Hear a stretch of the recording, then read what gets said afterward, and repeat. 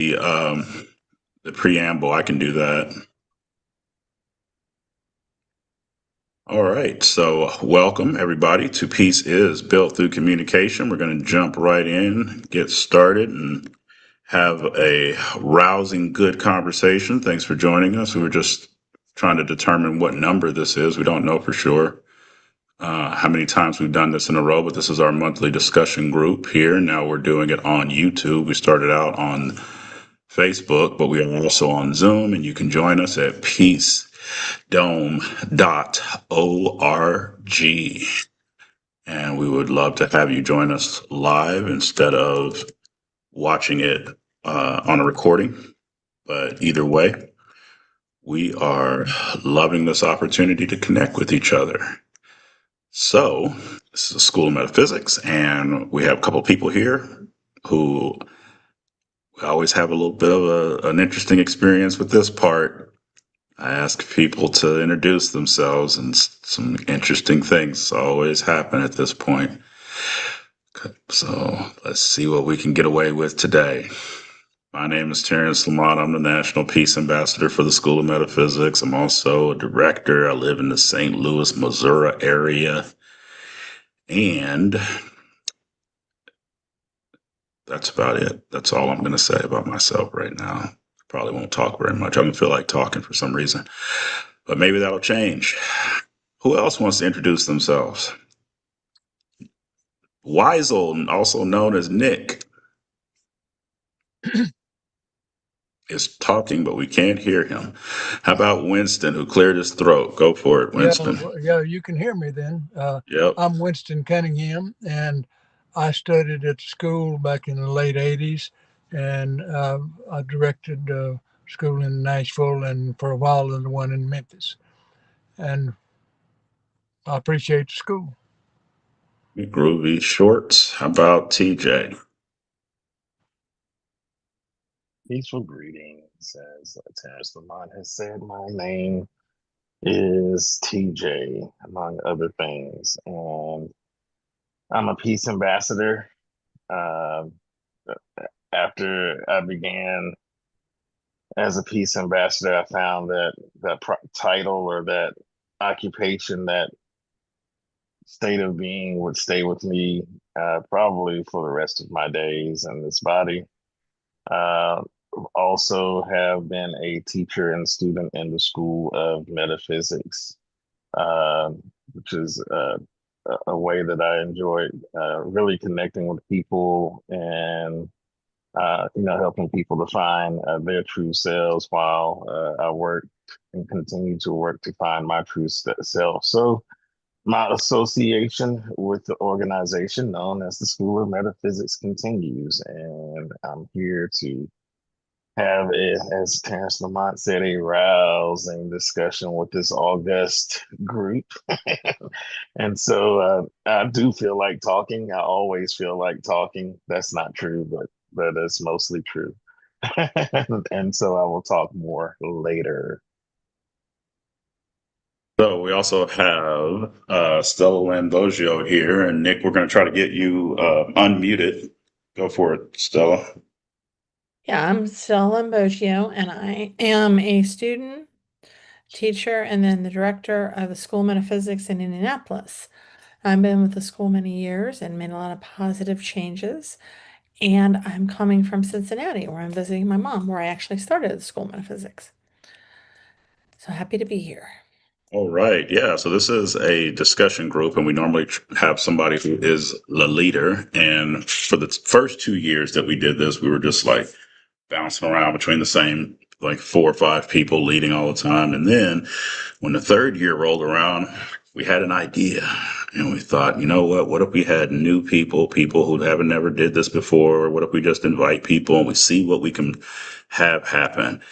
And all year we've had new people coming on and being a leader. Today we have it happening again. So you're really like a facilitator, Genesis. You're not like the leader. You're not like going to control things. You're just going to like give us a little something. So Genesis is first time being here. Thank you for being here. And would you like to introduce yourself? Sure. My name is Genesis. I am Uh, Currently living in South Florida, very close to Miami. I'm a sound healer. I'm a death doula. I'm an energy worker. And I'm a mother. And these are all very important things to me. I think I'm currently working on connecting myself with other modalities and as well as uh, professors and researchers that are going to help aid us in understanding energy and yeah, just understanding how we can all be more connected. I think there is a commonality and there is an easy access to this information when we connect with the science. I think it makes it a little more believable for most people. So while I work with spirit, I also really like to dive into the concrete evidence that helps support our connection. So yeah, thank you. Thanks for having me. I'm going to read what we call the preamble. As it is established in the Universal Peace Covenant, and since peace is indeed built through communication, the open exchange of ideas is necessary for discovery and well being, for growth, for progress, whether within one person or among many. We come together here now in this meeting of hearts and minds to have a spirited discussion. This is an open forum. This is not a class. There are no teachers in Pieces Built Through Communication live YouTube discussion. In this experience, we establish the reality that we are all equal. We have a moderator who has been chosen prior and chooses now to give of themselves freely and does not wish to push or cajole or manipulate those who join here today or those who might witness this in the future. For this discussion is indeed designed to share ideas, experiences, and understandings, and by doing so, come to a greater truth through each one sharing their personal experience with sagacity, with equanimity, both free of prejudice. Thus, we will come to know that peace is liberty in tranquility. So, oops, hold on. That's interesting. I hope y'all couldn't hear that. Okay, so thank you all for being here again. And Genesis has a story. Hey. So I'm hearing that we are sharing moments where we have found peace. Is that correct? Or Yes, something. Yeah, yes, exactly. okay. So I think I'd love to share my New Year's resolution. So back in January of this year, I set out a goal that I would fall in love this year. I wanted to find my divine partner, and I wanted to just really experience that connection. So I declared it, and as time passed, and as I kept focusing on this goal, I maneuvered through different moments of self-reflection, different moments of uh, realizing what it is that I actually want to experience. And if I'm not able to fully connect with myself, how can I dictate what that looks like in someone else? So I started turning inwards and finding ways to, essentially be my own lover, my own partner, and exemplifying and living and embodying the qualities that I want to meet in someone else. And through that, I fell in love with me.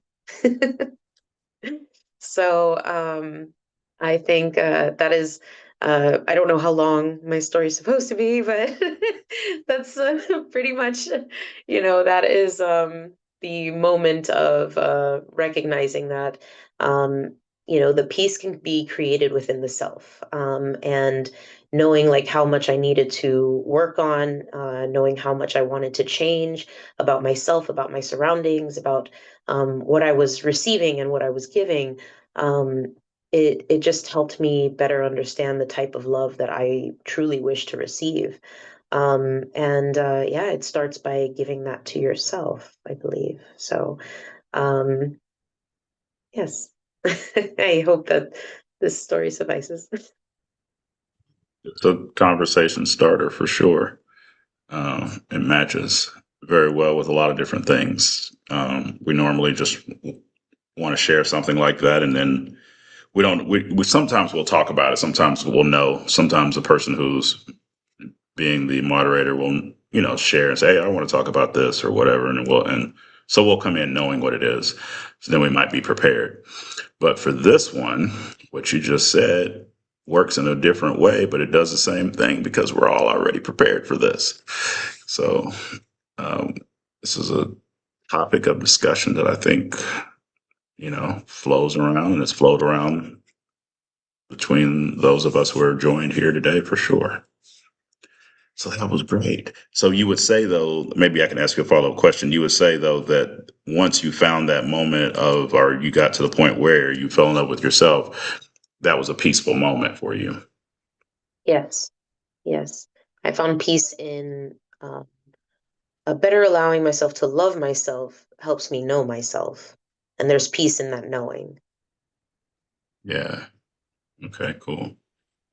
All right. So anybody else have something they would like to share about this idea or this experience? Perhaps I'm sure there's something going on, but that's a pretty deep subject in a short, little bit that you said. So, um, loving, even like what is love, you know?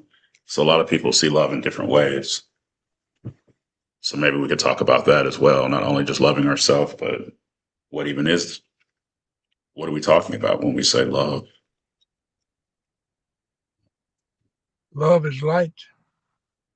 We are light, and the quality of the light is love. So, in essence, each one of us are pure love. And just a side note, we are under a full moon as we speak.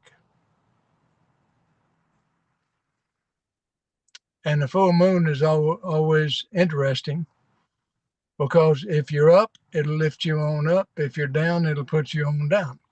So it still comes back to the choice. That's all I wanted to say right now.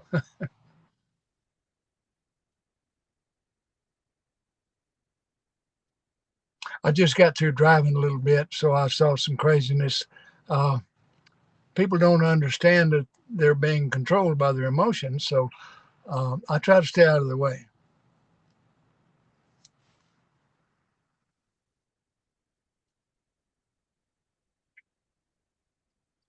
I think about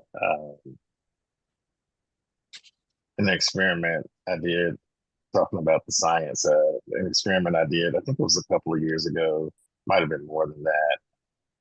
Genesis, first of all, I appreciate you sharing your story. It's beautiful. I appreciate anybody that shares their journey, but especially that because it lends so much self reflection. And so, yeah, my story was about kind of the same in having a realization like that, that the relationship could be with oneself.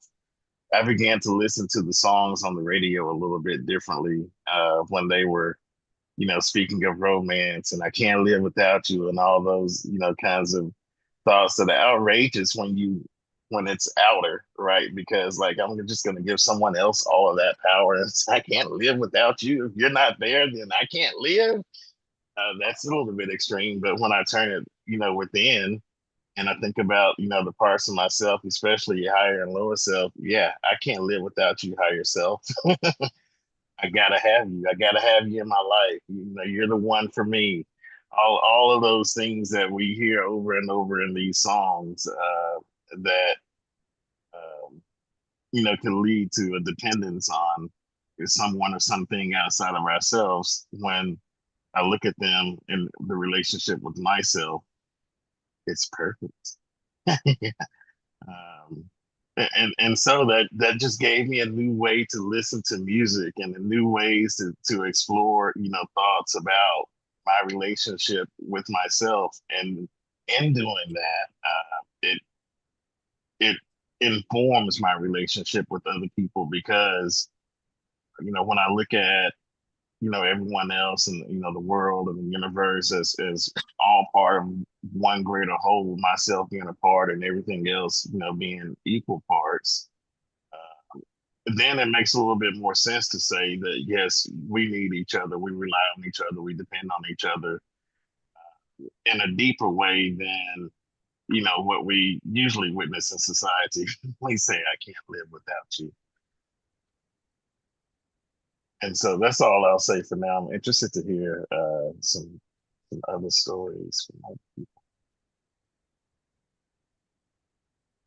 There are other people. Yeah, I can follow that. Yeah, especially those songs.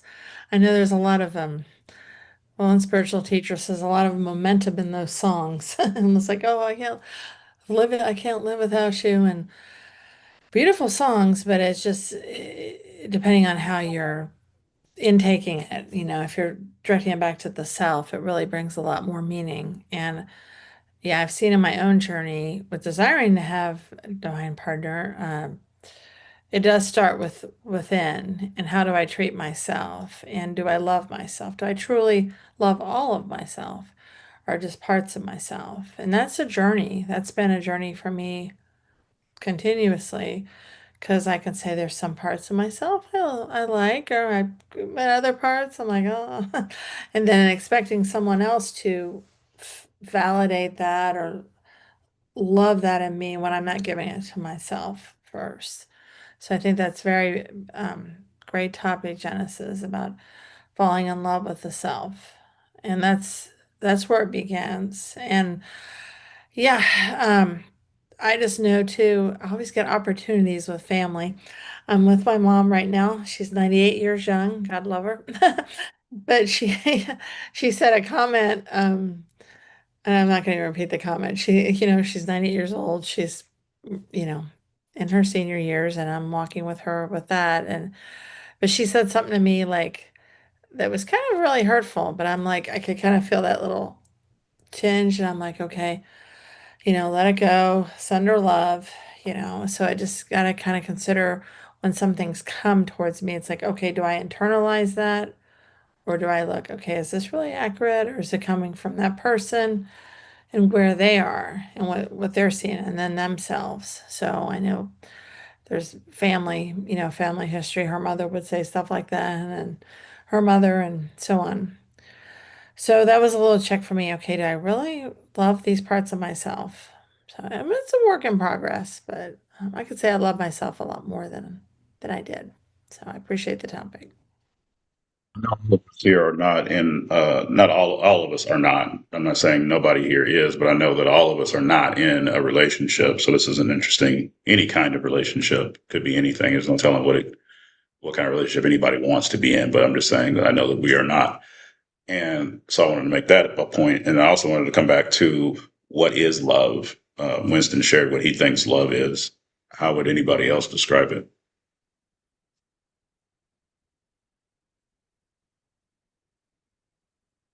I think it was a few days ago. I was trying to describe an experience that I had that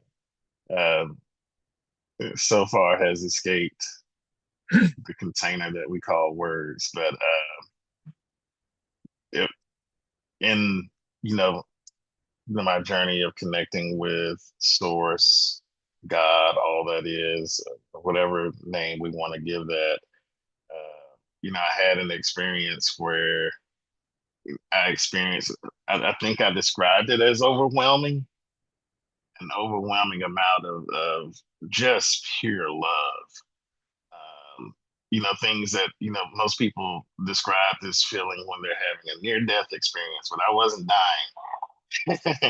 and I was able to remember it, and I was able to express gratitude for the experience, and able to express a willingness to receive more of it, because it can be overwhelming, and I've seen it be overwhelming to people to just be loved.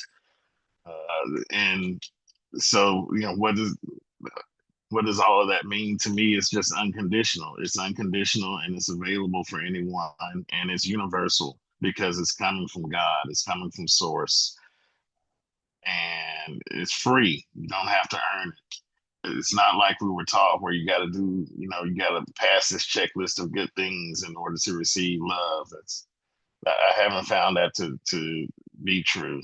I found that it's free and anybody can have it. Everybody deserves it, and all of those things. But it can be difficult to receive because of all the things that we've taken on, and what society has taught us, or things that maybe our parents passed on to us, or whatever it is, and whatever however that's described, it can be difficult to receive it.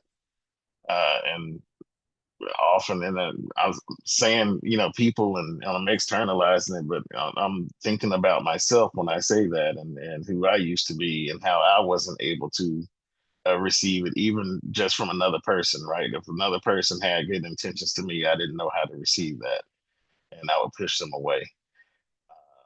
And so, how could I, if I can't receive love from people that I can see, how can I receive it from the infinite universe? And so, I find myself being more open to that experience, and also being, hopefully someone that gives that to other people unconditionally. I wanted to say that, I mean, I was taught that love is not conditional. So some, I mean, a lot of people were taught both ways, I guess, if you want to look at two different ways of looking at it. Especially from my aunts, that was where I kind of learned a lot of love. My mom had two sisters, and she had 8 brothers, so there was 11 kids in that family. And then my dad had 10 kids in his family, counting him. And so I was always around all of these people. And, we were always doing, family stuff, going to church, funerals, uh, eating, birthdays, weddings, all kinds of stuff we would always do and be surrounded by everybody. And it was just like we had a lot of love for each other. So I did learn a lot about love in that way. And then when I was very young, I was much, I really have been trying to interpret this experience accurately for a long time now, as I've continued to become more of a spiritual person, where I saw this girl when I was 6 years old. And it was just like this, a moment where I just exploded, my mind and my heart and my, just the recreational aspect of being in a physical body. I just heard today a spiritual teacher said that you don't actually go into the body until 3 months after your baby body is born. The soul doesn't actually like manifest into the body for 3 months. And I'm not sure if that's accurate or not, but I know that when I set eyes on this girl, something happened to me where I was like, oh, I have a physical body. This is interesting. I'm on the earth. Where before I can't say that I was definitely sure about that. It was a completely different experience. It was like just this explosion of awareness, and just like, I mean, the general phraseology would be love at first sight or something like that. But it was just this experience of just awakening is how I looked at it. How I'm looking at it now, I should say. I've looked at it in a lot of different ways. In the beginning, I didn't have any kind of try to explain it or define it, right? I was just living my life and just enjoying knowing that she existed. And that was enough for me at that time. But then as I grew up, obviously I had more experiences with her and with other people, and the whole identity or the whole understanding of what is love. The unconditional experience took on many forms. Just caring, or not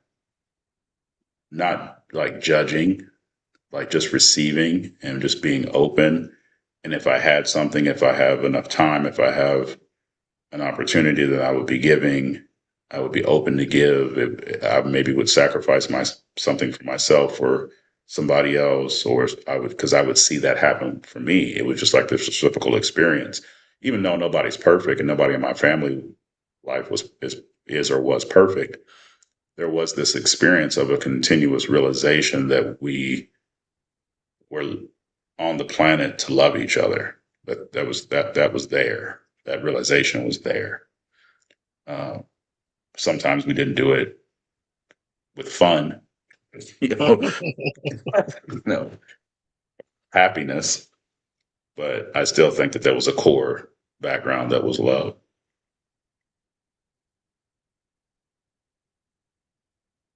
I'm having a interesting experience, just like hearing you share your story, Terrence Lamont, of when you were, when you were really young.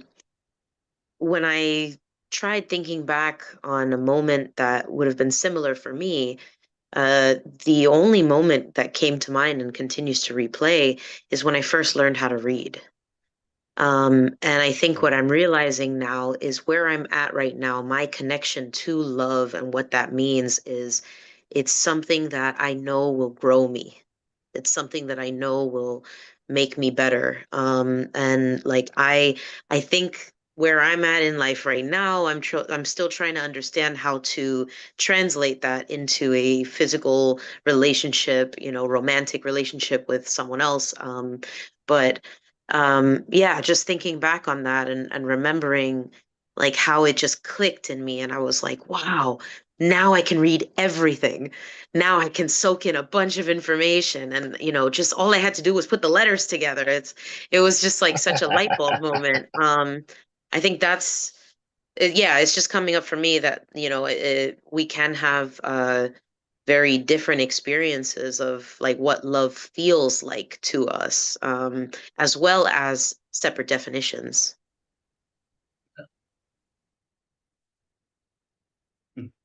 It's an intriguing experience. I pay attention to near death experiences. And like you said, TJ, they always say it was just pure love. That's how I experienced. I'm always like, because I'm watching it on a video or something, so I can't question them. But I'm wondering, what are you talking about? What is this pure love? Like, what does this mean? It's like I always have that as a question. Like what are those letters people like to use? IKYK, something like that. If you know, you know. I don't know. Right. It almost seems like that. And you wonder, especially if you're watching a video like that, I wonder, like, but do they know? Do they really know? No. And so that's why now I have y'all in front of me. So I'm like, I want to know what y'all, how would y'all answer that? This is, a few minutes ago when you were talking, you reminded me, and I don't know if I've called this experience into memory since it happened, or just kind of right around that time. But about a year ago, I was in Chicago at a convention. I was in a large room, full of people kind of meandering around, and it's gonna really sound weird, and because it was weird. But there was a kid that looked at me a certain way. They just made eye contact. I mean, little kid. Probably, I don't think this kid could talk. And I think they were, down on the ground walking around or whatever. And then later on, the mom had picked them up. One of the parents had picked them up. So that happened, and they kind of meandered around the room. But when they made their way back over, towards me, they stopped, and I think they were, shopping around the table that I was at. And the kid was there, and it was almost like I mean, I'm cautious about how I talk about an interaction with somebody else's kid because we live in the world we live in. But there was this not romantic at all, connection of whatever, and I could just kind of feel like the spirit or soul of this child, recently here, in the earth place. And there was really just kind of a recognition, I think, is what I would describe, and I could tell that this kid had something special to give to the world. And so I asked the parents if I could if I could speak to their child, with them there, of course.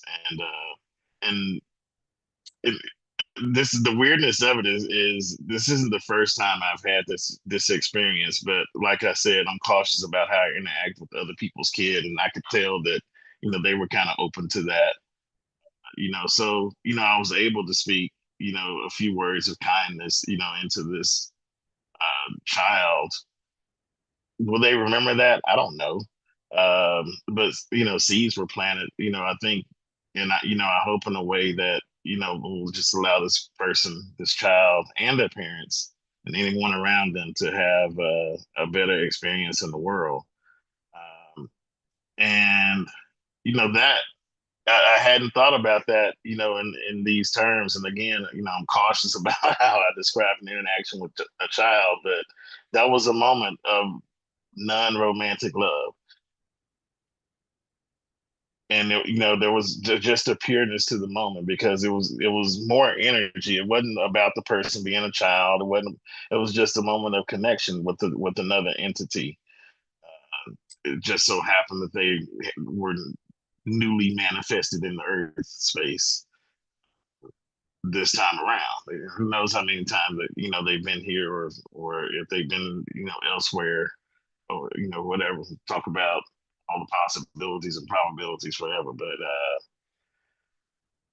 yeah, that's an experience I wouldn't normally share for all those reasons, but but it happened, and you reminded me of it because it's kind of the reverse of what you experienced, which I've experienced some of that in youth too, and we talked about and shared those stories before, but this is a story you just reminded me of, so that's the one I told.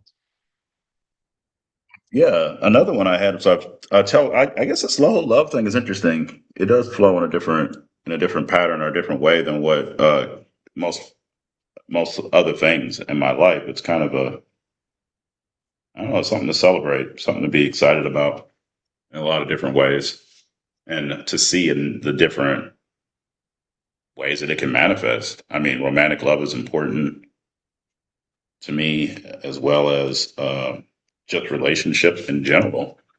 Doesn't even have to necessarily be love, but just a relationship and connection, making an effort, receiving. So I wish we had people here who were married or who were in a relationship, uh, who could speak to this. Maybe even like a couple. That would be nice. Yeah. Um, I had an experience similar to yours too, where I was working at a restaurant and I came out of the back and was just kind of in a hurry, but something stopped me. This energy field that I felt stopped me from this, that was coming from a child. And it was very interesting because it was like it happened at the same time. It was like a simultaneous moment for both of us. And what was really crazy, the experience was that he turned around. He was like facing the table, with his parents or whatever he was with, whoever he was with. And I came out in such a way that he couldn't see me, like forward, through his, straight through his, where he was gazing. I came out from the back, sort of, and I came around. And I was behind him when I had this moment of just like energy awareness. I was like, "What is going on?" And this kid turned around just like this, all the way around in his little you know booster seat or whatever he was in, and looked, and we locked eyes. We looked directly at each other, and it was just like, "Hey, man," it's like, "How you doing?" He's like, "Yeah." It's like, "I know you. Yeah, I know you too." He's like, "Yeah, it's good to see you again." It was just like this, like Yeah. deep soul connection that we had. And then I just went about my business working, but I never forgot that. That was such a powerful experience.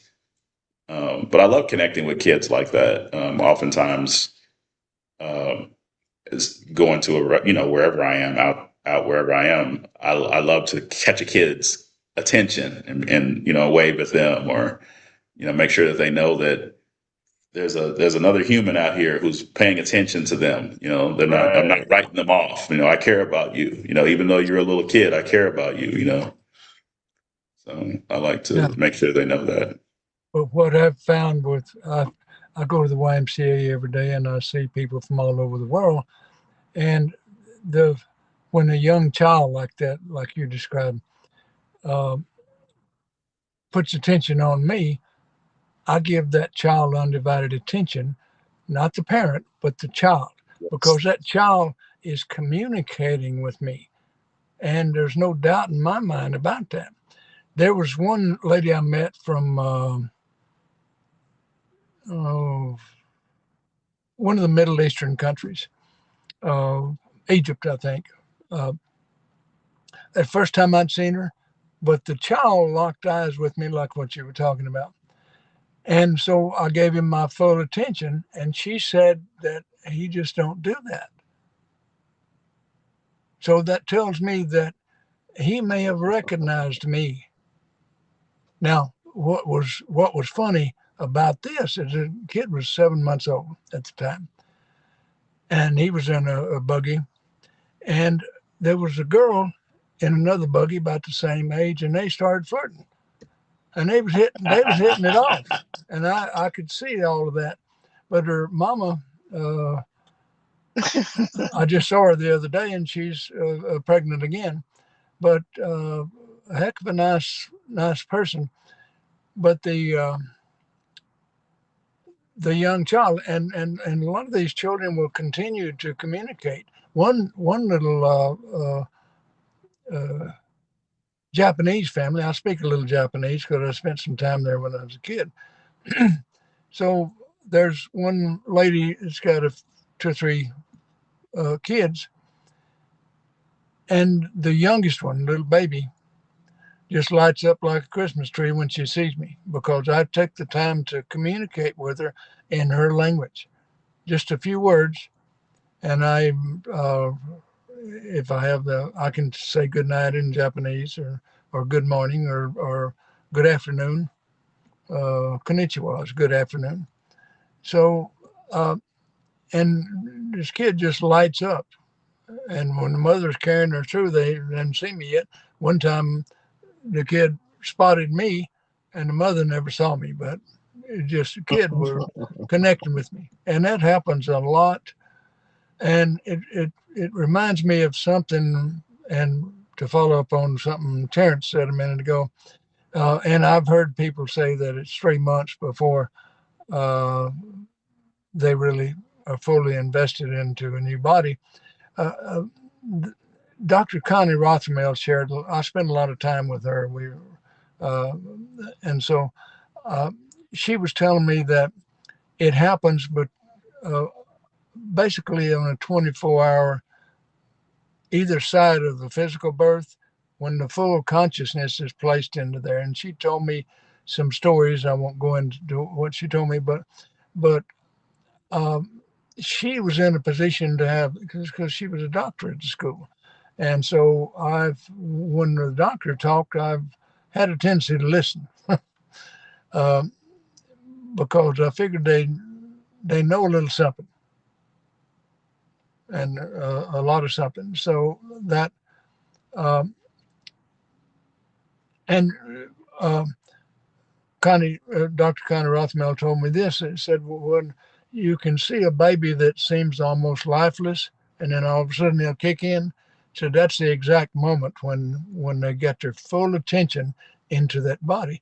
And while I'm on this subject, that also explains to me a lot of the sudden infant death syndrome is because, as Connie Rothmel explained to me, that getting ready for a new lifetime, they'll have a first choice and second choice, and sometimes even a third. And so the idea that the soul has already decided what will be they want to learn this lifetime, and so the choice they make, the parents and location, all of everything, uh, is is predicated on that, and um, it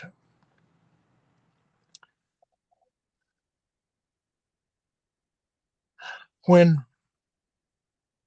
they get into the situation, it turns out that it's not going to be as conducive to learn what they decided they're going to learn.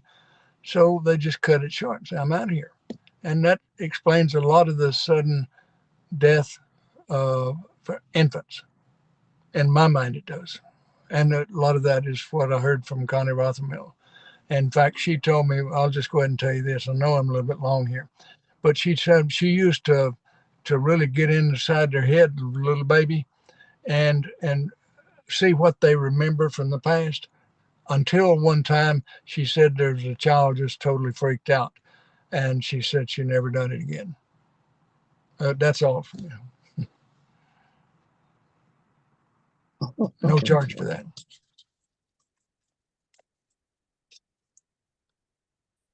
Yeah. So what is it that prepares, I guess, if maybe we can dive into that, what prepares you or us or me or however you look at it? One of the things I guess we've already established, which is what you said, Genesis, was that thinking process, that realization that I got to love myself, or I do love myself, or I count, or I'm important, or I care about myself deeply.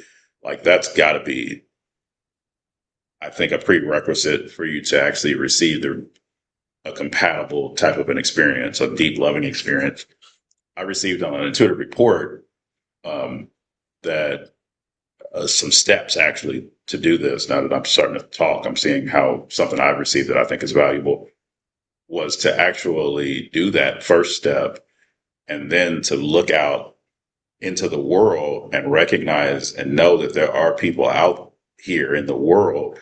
There's souls, to see people not as people, but more as souls, that they are out there and that there's a compatibility. There's a connectivity that is present within the universe that will match what I want to give and what I want to receive and who I want to be and how I want to live. There are many souls out in the world who would match that connection, who would make that magnetic connection with me. And then to also, one of the really wonderful suggestion was to imagine that I'm the sun, or to imagine the warmth from the sun and how it's just given, how that light and that energy is just continuous, and that I can radiate just like the sun, that I can just give continuously and receive continuously. Like So Dolly Parton. something like Dr. Parton, sure. Uh, yeah. Uh, yeah. So that's where I'm thinking about and where I'm going. I just went there with myself. I answered my own question.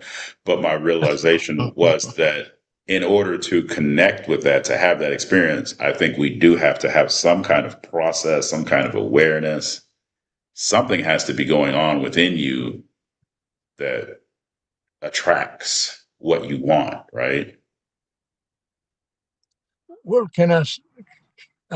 the biggest thing for me, a big change in me happened pretty early on at School of Metaphysics. It was when I was, uh,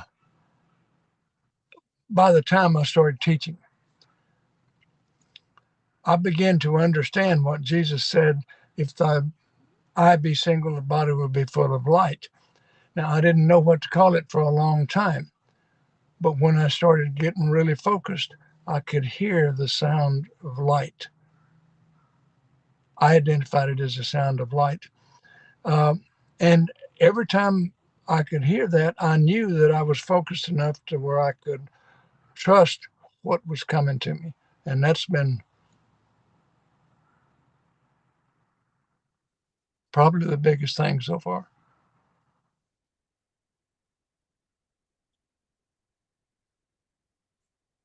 Anybody else have some prerequisite thoughts, Stella? You haven't said anything for quite a while.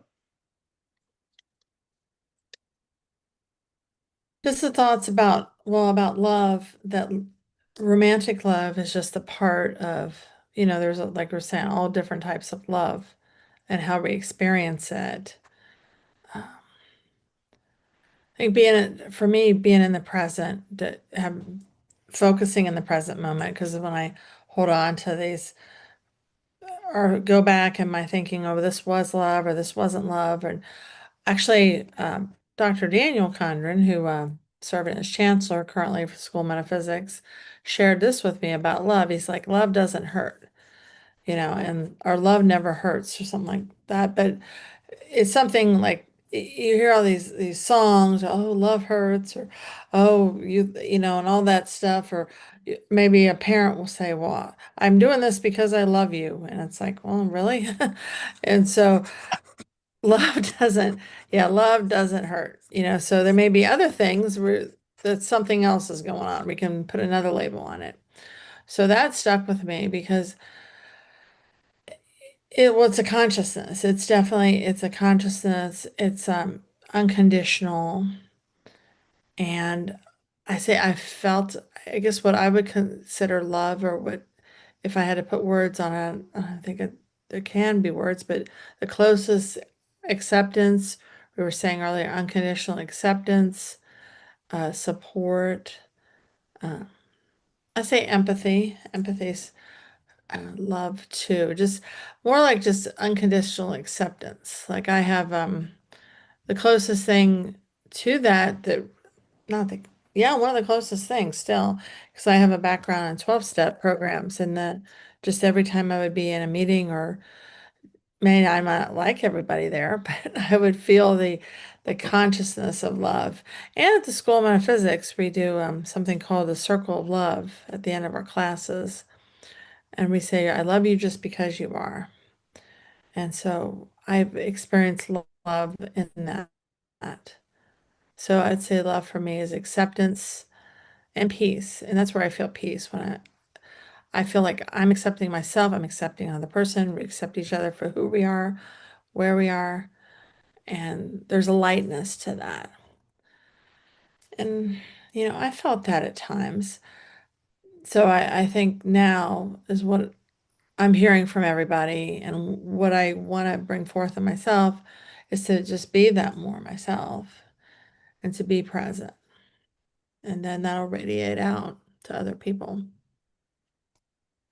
So yeah, I wanted that's to add one more thing about, if I can, sure. the sound of light.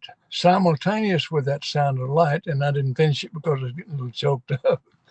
Uh, but simultaneous with hearing the sound of light, I can feel it energy in every cell in my body. So it's that total feeling. That's all. Yeah, I've had experiences like that too, where I've had a kind of just an awareness, just the awareness of that. I think what people are calling maybe the near death experience people, or somebody who may just say, I just, I completely love this person. I think I had that experience, but it definitely hasn't always been directed. It's just been the awareness of the existence of that whole complete total feeling. And the best word is love. I mean, I don't know what other word to give it.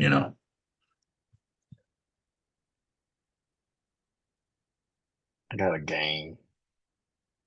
Uh, so Rory played the game with the music where go listen to a love song and turn it within. So I got another one. So um, we I think most of us have heard the phrase before. God is love. Now I do algebra, and so if you do algebra, what's on one side of the equal sign is the same thing as on the other side of the equal sign. So you can reverse the statement and say love is God. And if that's You were gonna true, say, do like now say algebra is love. I thought that's what you were gonna say. no, algebra is something else if you don't like math, but Right.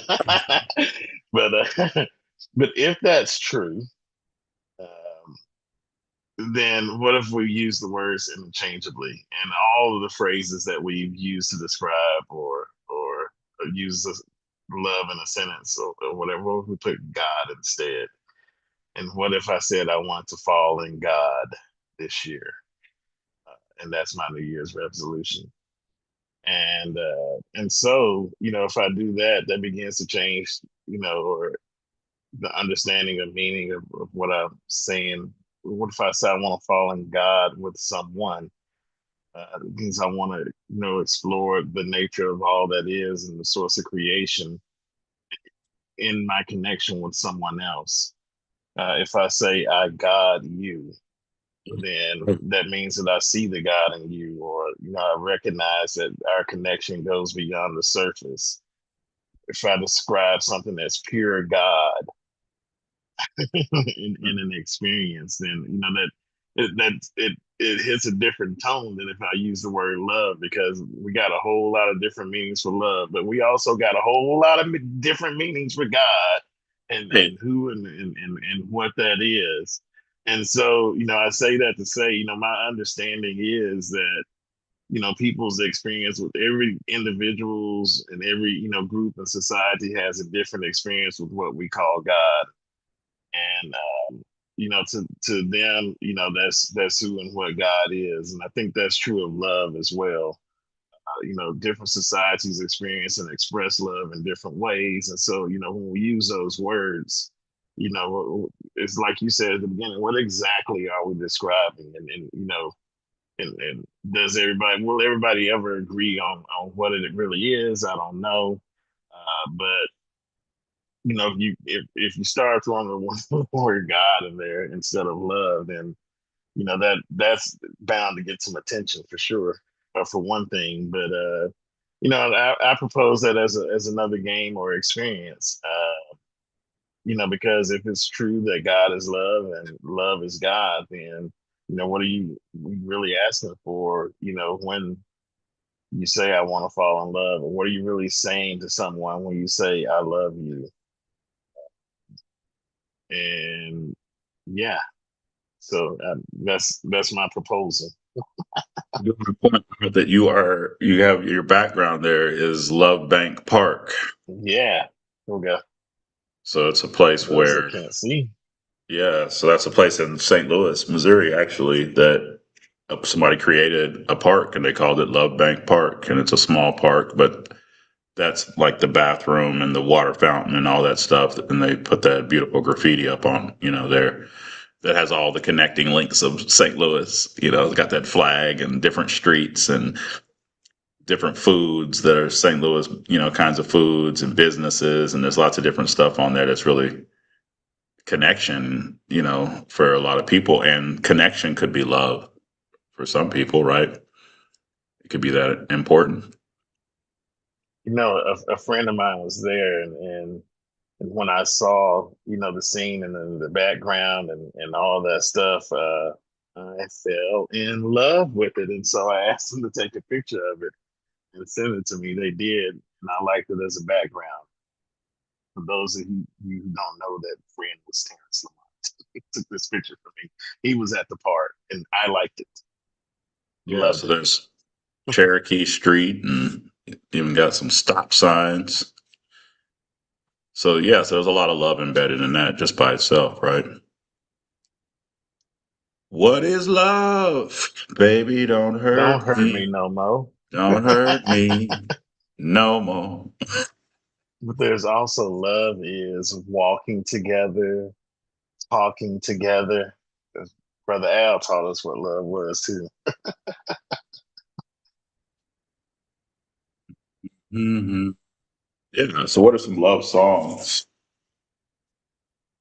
Other love songs. There's a lot of them. I feel like, let's see. So many.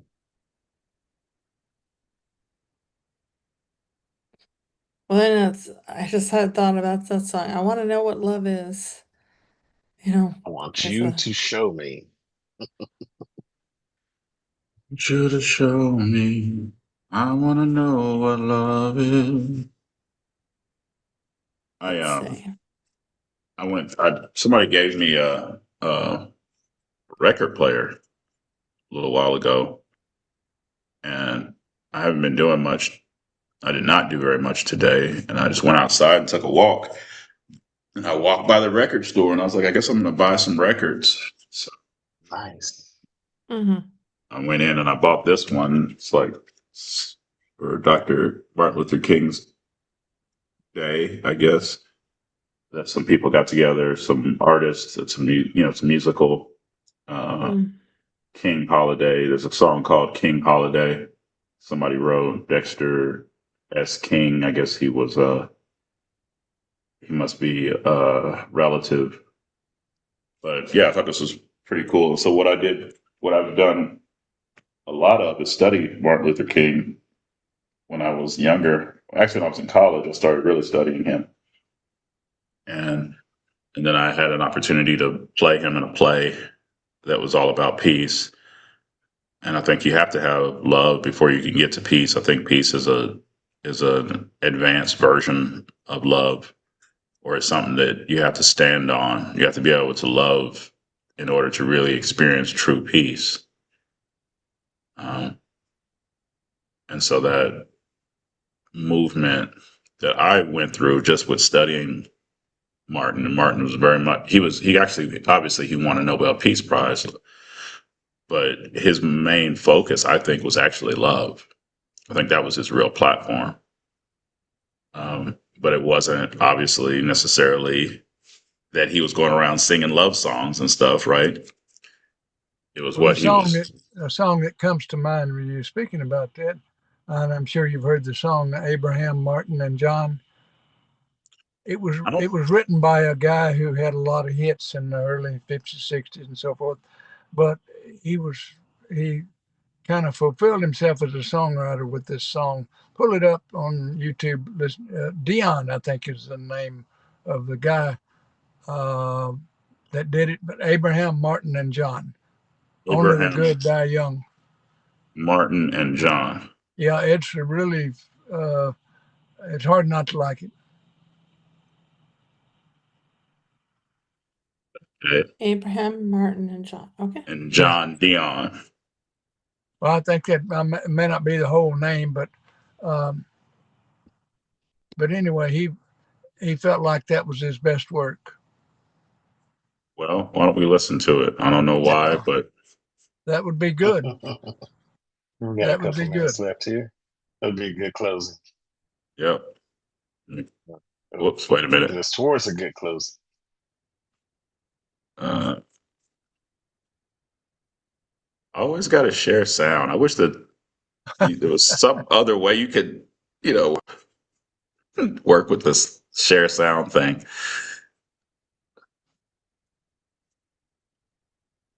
Oh, I gotta have. That's it. Yeah.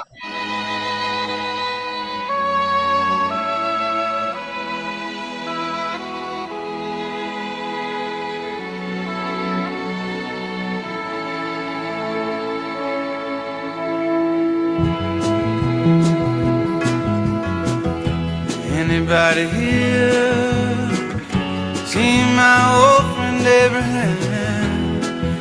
Can you tell me where he's gone? He freed a lot of people, but it seemed good they die young. You know, I just looked around and he's gone.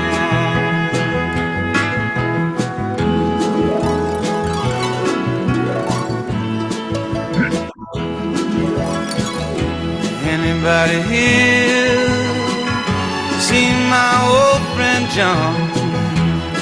Can you tell me where he's gone? He freed a lot of people, but it seemed good they die young. I just looked around and he's gone.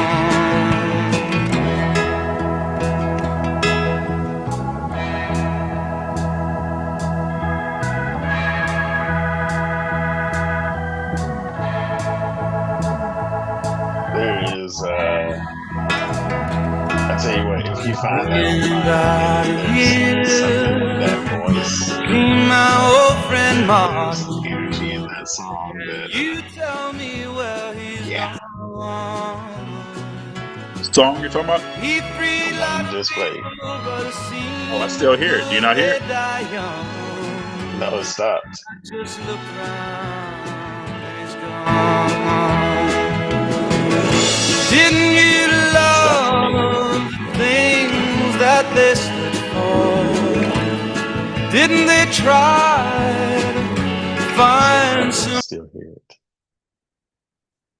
I can still Everybody hear else I can still still- there? Okay. it. Mhm. I think I've heard that maybe once.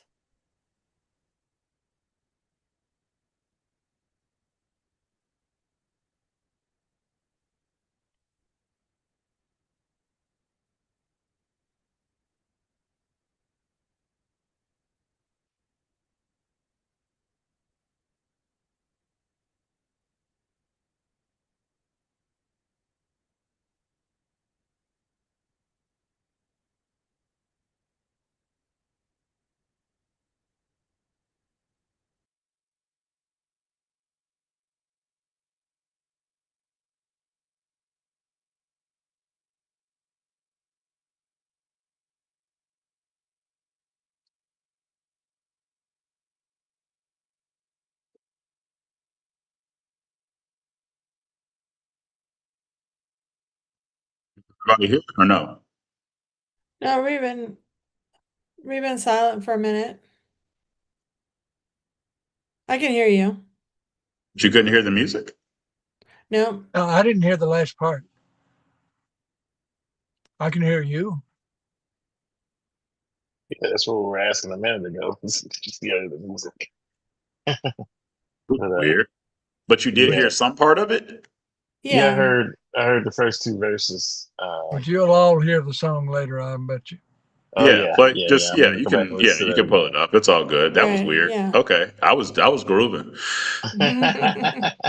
Um Genesis, what is J Live like this Anna J Live? What is that? It's just a song. I thought we were sharing love songs, so I shared a love song. Oh yeah. But what I can't I'm not sure what I'm looking at. The name is what's the name of the song? The name of the song is Like This, Anna. Like this Anna by an Oh, artist J Live.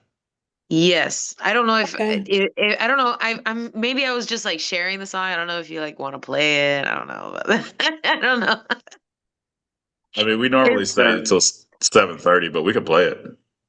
But maybe I somebody don't else know. I'm should play. saying like you don't have to. I don't know. It could be like a personal consumption type of song. I don't know.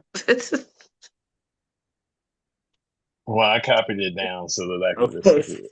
Yeah, All right, I'll so we'll find do it. We'll it. do that. Okay. So this is pieces built through musical shared communication. How about Yeah. a quick closing thought? Let's go around. Okay. Yeah. Okay. Go for it. You'll start.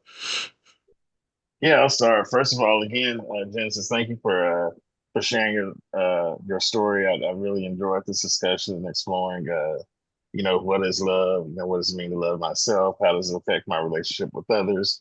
How does it, affect my relationship with all that is? And so, I'm grateful for the discussion we had, all the different views, the perspectives, and now I'll carry that forward into my own journey. Wish all of you the best in yours with love and peace. Yeah. Wonderful. Thank you.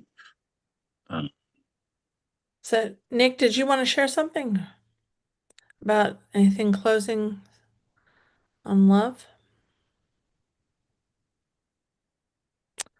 Still can't hear him. Okay. Okay.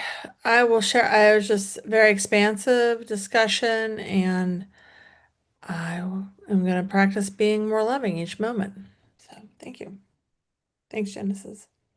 Short little intro there, but it's a big subject. So I'll continue to think about it. There's something there for me. There's something more that I can feel that I could let in within the whole conversation, the whole thought process that I will allow to keep building. And happy full moon to everybody. Happy full moon.